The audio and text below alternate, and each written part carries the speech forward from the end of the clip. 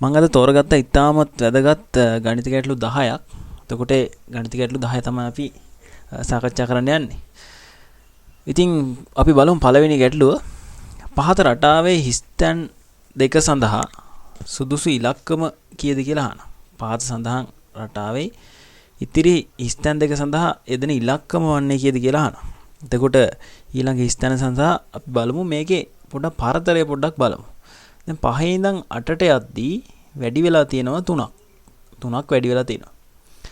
ඊට පස්සේ 8 ඉඳන් 12ට යද්දී 3ක් වැඩි වෙලා තියෙනවා. sorry 3ක් නෙමෙයි කීයද? 4ක් වැඩි වෙලා තියෙනවා. ඔන්න. එතනින් තමයි වෙනස් වෙලා තියෙන්නේ. හරිද? 8 ඉඳන් 12ට යද්දී වැඩි වෙලා තියෙනවා 4ක්. ඊට පස්සේ 12 ඉඳන් 14ට යද්දී වැඩි වෙලා තියෙනවා 5ක්. හරිද? එහෙනම් ඔයාලට තේරෙනවා ඊළඟට එන්නේ කොහොමද කියලා. එතකොට 17 ඉඳන් අපි යන්න ඕනේ කීයද?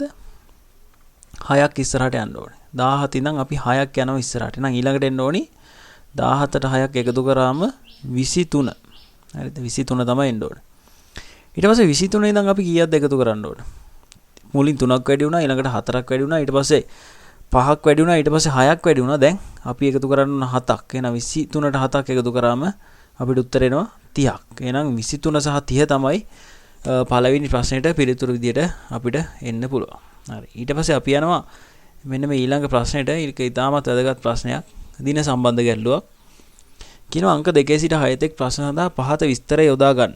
මේ විස්තරයෙන් තමයි අපි ඊළඟ ඉතුරු ප්‍රශ්න වලට උත්තර ලියන්න ඕනේ. ඒක කියනවා අමල් 7 ශ්‍රේණියේ උපන්දිනය සැමරුවේ. හරිද? අමල් 7 ශ්‍රේණියේ උපන්දිනය සමරලාලු උපන්දිනය සැමරුවේ 2008 අප්‍රේල් 12 වන බදාදා දිනක නම් පහත ප්‍රශ්න වලට පිළිතුරු සපයන්න. එතකොට ප්‍රශ්නේ හොඳින් තේරුම් ගන්න. අමල් 7 වසරේදී උපන්දිනය සමරලා. දැන් හැම අවුරුද්දකම සාමාන්‍ය හැම කෙනාටම උපන්දිනයක් එනවා.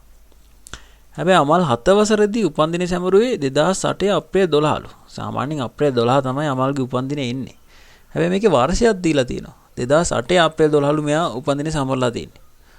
ඔය වර්ෂය දීලා තියෙන්නේ මොකක් හරි ඊළඟ ප්‍රශ්න වලට අදාළ වෙන හින්දා. හරිද? එතකොට අපි යනවා ඔන්න දෙවෙනි ප්‍රශ්නෙන් අහනවා අපෙන් අමල් 8 ශ්‍රේණියේදී උපන්දිනය සමරන වර්ෂය. අමල් 8 වසරේදී උපන්දිනය සමරනෝනේ අප්‍රේල් 12. එතකොට අප්‍රේල් 12 නෙමෙයි අපෙන් අහන්නේ. උපන්දිනය සමරන වර්ෂය කීයද? 2007ද 8ද 9ද 10ද 11ද මොකද්ද වර්ෂය කියලා තමයි අහන්නේ. මේක ඊටම ලේසියෙන් අපිට උත්තරේ ගන්න පුළුවන්. හරිද? ලේසියෙන් අපිට උත්තරේ ගන්න පුළුවන්. අමල් 7 වසරේදී උපන්දිනය සමරන්නේ 7 වසරේදී. හරිද? 7 වසරේදී උපන්දිනය සමරන්නේ 2008. හරිද? ඔන්න 2008. 7 වසරේදී 2008. එහෙනම් 8 වසරට යනවා අමල්. අමල් යනවා 8 වසරට. 8 වසරට ගියාට පස්සේ දැන් අවුරුද්දක් වැඩි වෙනවනේ. නේද? අවුරුද්දක් අමල්ගේ වයස වැඩි වෙනවා. එහෙනම් 8 වසරේදී උපන්දිනය සමරන්න ඕන 2009. ඇයි 7 වසරේදී උපන්දිනය සැමරුවේ 2008. මේ බලන්න 7යි 8යි මේ. 7ට එකක් වැඩි 8නේ. මේ බලන්න. 7 වසරේදී 2008 දී තමයි සමරලා තියෙන්නේ මේ. එහෙනම් 7 වසරට වඩා වර්ෂය ගත්තොත් එකක් වැඩි මේ. 7 වසරේදී 2008. එහෙනම් 8 වසරේදී 2009 තමයි සමරන්නේ. කියන්නේ ශ්‍රේණියට වඩා එකක් ඉස්සරහින් අවුරුද්ද යනවා. 7 වසරේදී 2008, 8 වසරේදී 2009, 9 වසරේදී 2010 ওই විදියට ඉස්සරහට යනවා. හරි. ඔන්න එහෙනම් අපේ උත්තරේ එන්න ඕන කීයද? 8 වසරේදී උපන්දිනය සමරන්නේ 2009. ඔන්න එහෙනම් උත්තරේ. හරිද? ඊට පස්සේ අපි යනවා දෙවෙනි ප්‍රශ්නේ. දෙවෙනි නෙමෙයි, තුන්වෙනි ප්‍රශ්නෙට යනවා.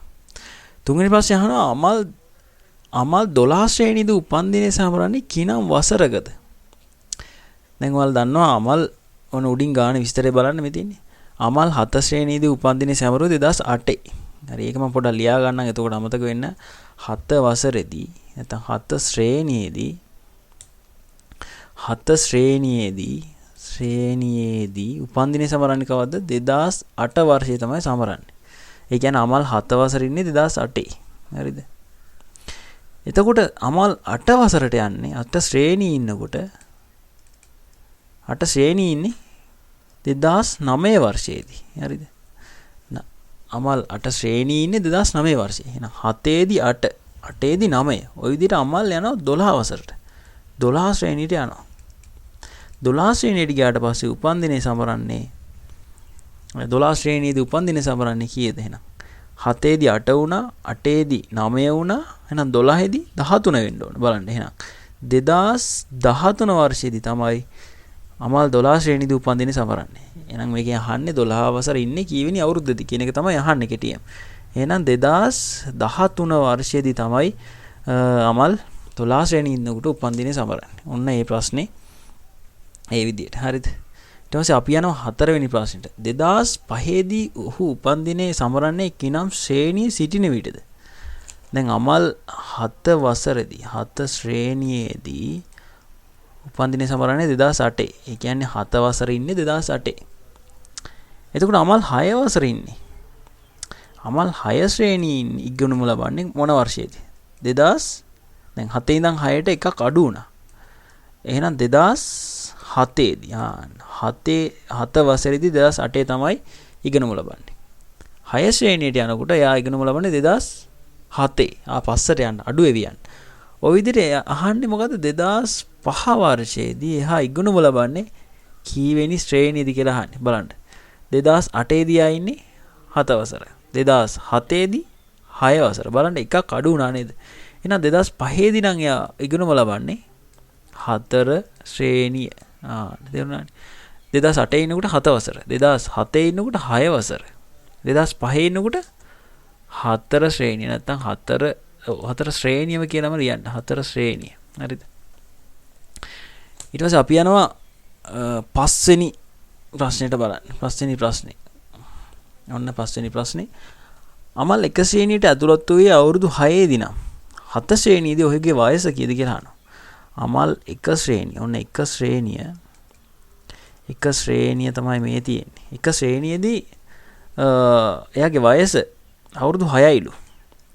එහෙනම් දෙක ශ්‍රේණියට යද්දී එහෙම නැත්නම් දෙක වසරට යද්දී දෙක ශ්‍රේණියදී එහෙම නැත්නම් දෙක වසරට යද්දී අමල්ගේ වයස අවුරුදු 7යි. බලන්න එක වසරේ ඉන්නකොට අවුරුදු 6යි දෙක වසරේ ඉන්නකොට අවුරුදු 7යි.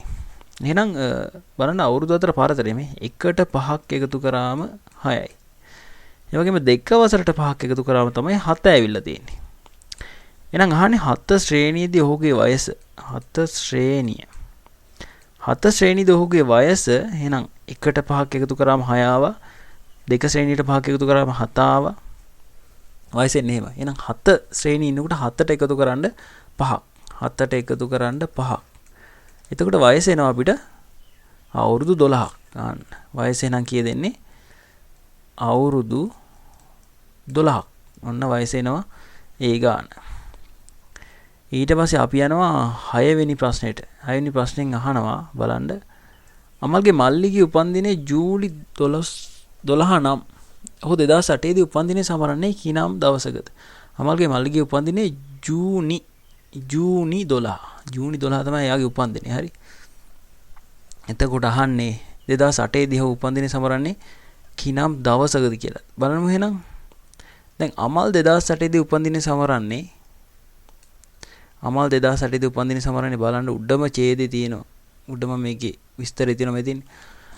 7 ශ්‍රේණියේදී අමල් උපන්දිනේ සමරුවේ 2008 අප්‍රේල් 12 වන බදාදා. 2008 අප්‍රේල් 12 වන බදාදා. ඔන්න 2008 අප්‍රේල් 12 වන බදාදා. තේරුණාද? බලන්න අප්‍රේල් 12 වන බදාදා තමයි සමරලා තියෙන්නේ. එහෙනම් අප්‍රේල් 12 නැත්නම් 4 වෙනි මාසේ 12 කියලා කියන්නේ බදාදා දවසක්. 4යි 12 කියලා කියන්නේ බදාදා දවසක්. එතකොට මල්ලි උපන්දිනේ සමරන්නේ ජූනි 12. ජූනි. බලන්න ජූනි කියන්නේ කීවෙනි මාසෙද? ජනවාරි, පෙබරවාරි, මාර්තු, අප්‍රේල්, මැයි, ජූනි. ජූනි කියන්නේ 6 වෙනි මාසේ. එහෙනම් 6යි 12 අපිට දවස් හොයාගන්න ඕනේ. දින ගැටලු කෙටි ක්‍රම තියෙනවා අපේ ඔන්ලයින් ක්ලාස් එකේදී අපි කතා කරනවා. කලින් කතා කරලා තියෙනවා. එතකොට දින ගැටලු කෙටි ක්‍රම ටික අපි කට්ටියට උගන්ලා තියෙනවා. එතකොට බලන්න ජූනි, ජූලි, මෙතන අප්‍රේල්, මැයි, ජූනි, ජුලයි මාස 4ක් ඉස්සරහට යන්න ඕන. මාස 4ක් ඉස්සරහට ගියාම දින කොහොමද හොයාගන්නේ කියලා අපි කෙටි ක්‍රමයක් තියෙනවා. බලන්න.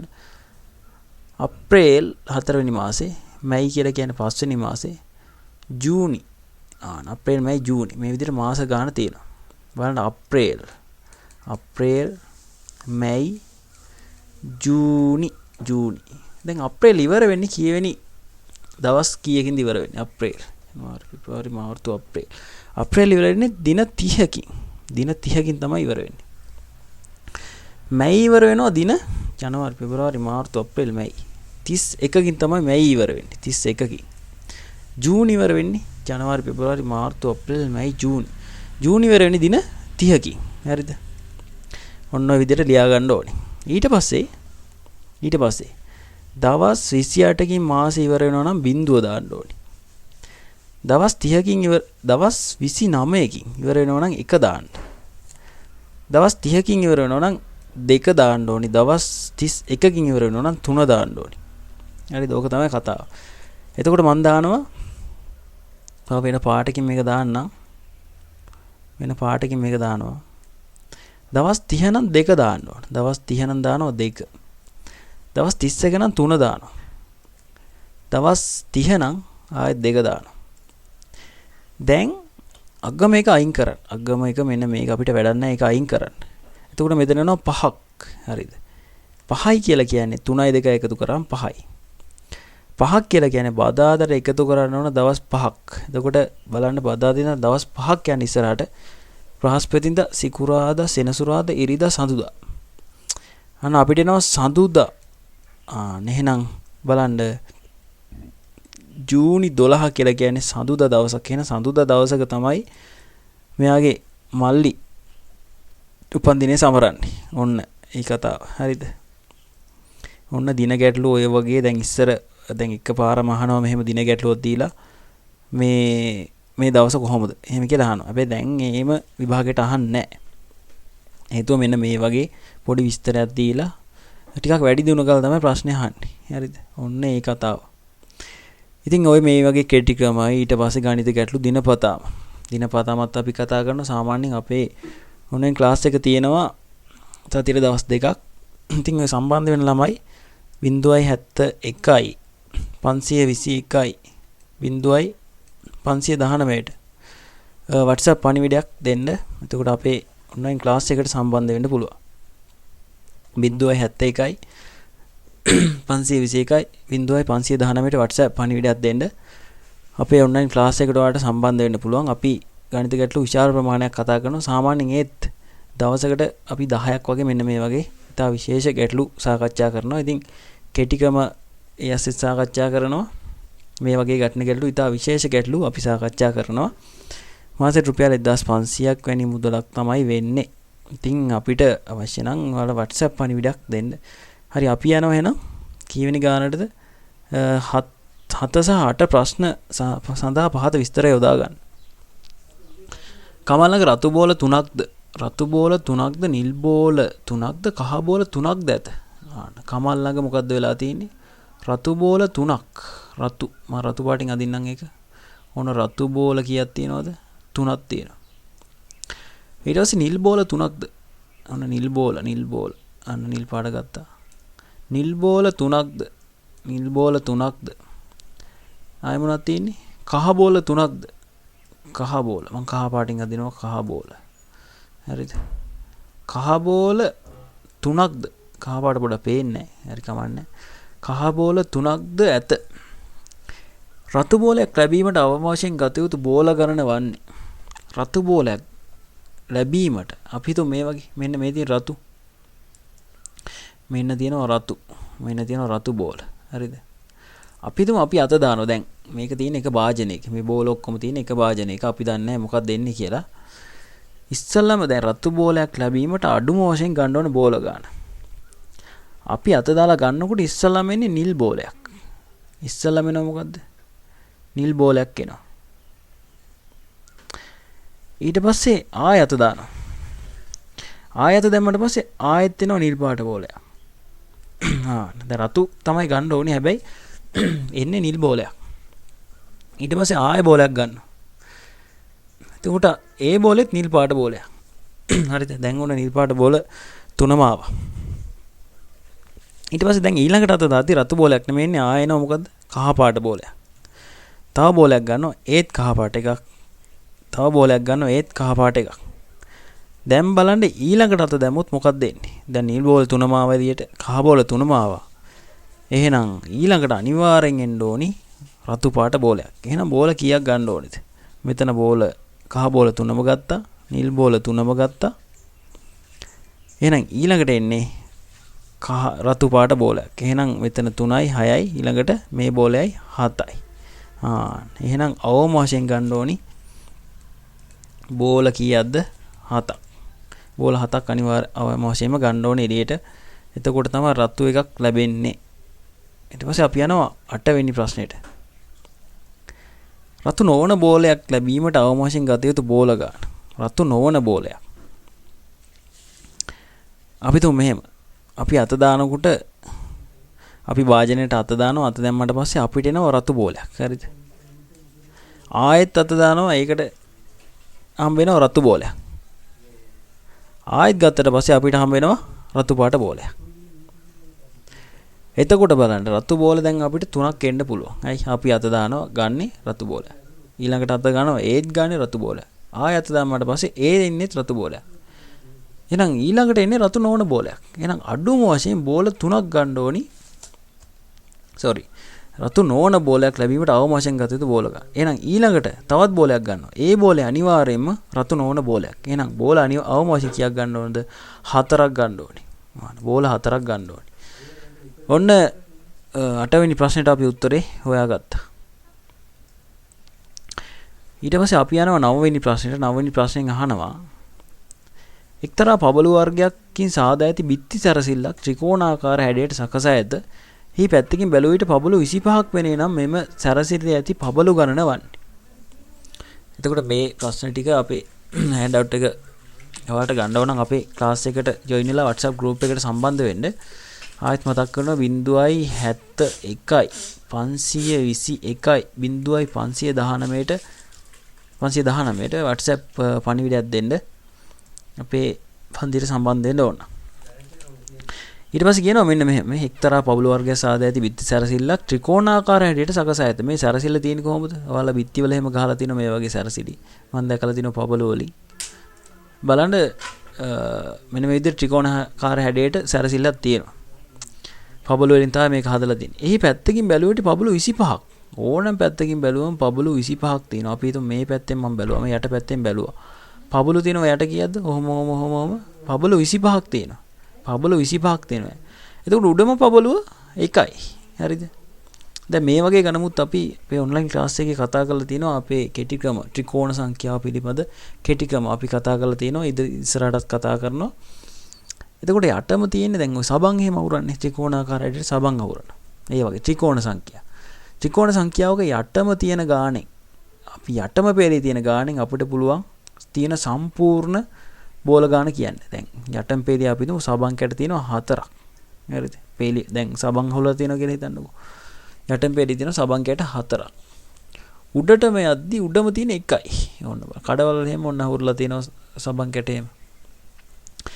දැන් මේක එතකොට ත්‍රිකෝණාකාර හැඩයට තමයි තියෙන්නේ මේ. යටම සබන් කීයද? සබන් කැට 4යි. ඊට පස්සේ ඊළඟට එනවා 3ක්. ඊළඟට 2යි. ඊළඟට 1යි. ඔය විදිහට යන්නේ. දැන් ඔක්කොම තියෙනවා සබන් කැට කීයද? 1යි 2යි 3යි 4යි 5යි 6යි 7යි 8යි 9යි 10යි. ඕන සබන් කැට 10යි තියෙන්නේ. යටම පෙළී කීයද? 4යි. දැන් මේ 4න් අපිට පුළුවන් සබන් කැට ඔක්කොම ගාන කියන්න කෙටි ක්‍රමයක් තියෙනවා. කොහොමද? 4 ගුණ කරනවා ඊට ඉස්සරහා සංඛ්‍යාවක්. ඒ කියන්නේ 5න් ගුණ කරනවා. 4 ඊට ඉස්සරහා සංඛ්‍යාවෙන් ගුණ කරනවා. දැන් යටම පෙළී තිබ්බා කියලා 100ක් තියන්නකෝ. යටම පෙළී සබන් කැට 100ක් තිබ්බොත් අපි ගුණ කරනවා 101න්. එහෙනම් 4 ගුණ කරනවා 5න් කීයද එන්නේ? 20යි. ඒක බෙදන්න දෙකට. එතකොට 10යි. එහෙනම් මේ ගණත් වලට ඒ ක්‍රමයට ලේසියට ගන්න පුළුවන්. ලේසියෙන්ම ගන්න පුළුවන් 25 ගුණ කරන්න 26න්. ඇයි යටම පෙළේ 25යිනේ පබළු තියෙන්නේ. ඒ එන උත්තරේ දෙකෙන් බෙදන්න. බලමු අපි 25 26න් ගුණ කළා. 25 ගුණ කරන්න 26න්. 6 වරක් 5 30න් 0.3ක් ඉතිරි. 6 වරක් 2 12යි 3යි 15යි. 2 වරක් 5 10න් 0.1ක් ඉතිරි. 2 වරක් 2 4යි 5යි. දැන් ඔහොම එකතු කරන්න. 0.5යි 6යි. ඔක්කොම එතකොට 650ක් කියන ඕක දෙකට බෙදන්න ඕනේ නැත්නම් උත්තරේ වැරදියා. යන්න දෙකට බෙදන්න. එතකොට කීය දෙන්නේ අපිට උත්තරේ? 650 බෙදමු දෙකට. 650 දෙකට බෙදමු. 6ට දෙවරක් 3යි 3 වරක් 2 6යි ඉතුරු 0යි 5 ගන්න 5ට දෙකේ 2යි දෙවරක් 2 4යි ඉතුරු 1යි 10 ගන්න 10ට දෙවරක් 5යි. අපිට නව කීයද එහෙනම් 325ක් බෝල ඔක්කොම තියෙනවා කීයද එහෙනම් 325ක් වොන්න මේ ක්‍රමයට හදන්න මේක මේ ශිෂ්‍යත්ව ගණන් හදද්දී අපිට ඕන වෙනවා. ඒ කියන්නේ මේකම අහන්නේ මේ ක්‍රමයේ පාවිච්චි කරන්න එනවා. ඒකයි මම කියන්නේ. හරි ඊළඟට බලමු 10 වෙනි ගාන. මිනිසුන් 6 දෙනෙකුට කිසියම් කාර්යයක් කිරීමට දින 5ක් ගත වේ නම් එම කාර්යයම මිනිසුන් 10 දෙනෙකුට කිරීමට කොපමණ දින ගණනක් ගත වේද? දැනටමත් මේ ගාන ළමයි දන්නවා හදන්න. මිනිසුන් 6 දෙනෙකුට කාර්යයක් කිරීමට දින 5ක් යනවා. දැන් අපි හිතමු කුඹුරක් කොටනවා කියලා. මෙන්න තියෙන කුඹුර. මිනිස්සු 6 දෙනෙක් මේ කුඹුර වැඩ කරනවා. 1යි 2යි 3යි 4යි 5යි වුණ 6 දෙනෙක් වැඩ කරාට පස්සේ දවස් යනවා 5ක්. දැන් අපි කරන්නේ මේ 6 දෙනාම අයින් කළා එක මිනිහෙක් දානවා මේකට. ඔයා ඔක්කොම යන්න කියලා මොකද කරන්නේ? අපි දානවා එක මිනිහෙක් වැඩ කරන්න. දැන් මොකද වෙන්නේ? ඔන්න මිනිස්සු ටික අයින් කරා මං දානවා එක මිනිහෙක් දැන් ඔයා මේ තනින් මේ කුඹුර වැඩ කරන්න ඕන කියලා කියනවා. දැන් බලන්න දින 5 මොකද වෙන්නේ? දැන් අර 6 දෙනෙක්ම දාලා දවස් 5යි ගියේ. දැන් එක මිනිහයි තනියම වැඩ කරන්නේ. එහෙනම් මොකද වෙන්නේ? එයා තනියම නිති ඔක්කොම කරන්න ඕනේ. එහෙනම් මේක වැඩි වෙනවා. දවස් ගාන එන්න වැඩි වෙනවා දැන්. දවස් 5 6 වෙනවා 7 වෙනවා. දැන් කොහොමද හරියටම දවස් ගාන හොයාගන්නේ? එක් මිනිහෙකුට. එක් මිනිහෙකුට දවස් ගාන හොයාගන්නේ කොහොමද? එක් මිනිහෙකුට කොහොමද හොයාගන්නේ? මිනිස්සු 6 දෙනෙකුට දවස් 5යිනේ ගියේ. එහෙනම් 6 5න් ගුණ කරන්න. ඔන්න එනවා දවස් ගාන කීයද? දවස් 30යි. දැන් මොකද කරන්නේ? අර 6 දෙනා අයින් කළා මෙයා විතරක් දැම්මනම් දවස් 30ක් යනවා මෙයාට කුඹුර සුද්ධ කරන්න. හරි මොකක් හරි එයා කරන වැඩේට දවස් 30ක් යනවා. දැන් මොකද කරන්නේ? එම කාර්යම මිනිසුන් 10 දෙනෙකුට.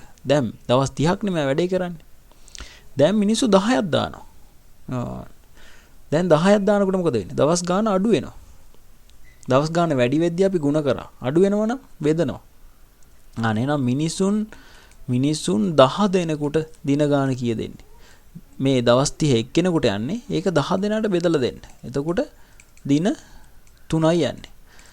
ඉතින් ওই විදිහට තමයි අපේ ගණන් 10 ඔන්න අපි සාකච්ඡා කරලා ඉවරයි. ඉතින් තවත් දවසක අපි ඉතාම වැදගත් ගණන් 10ක් සාකච්ඡා කරමු අපේ ඔන්ලයින් ක්ලාස් එකේදී. ඉතින් මතක් කරනවා අපේ පන්තියට ජොයින් වෙන්න. එහෙනම් ඔයාලට සුබ දවසක්.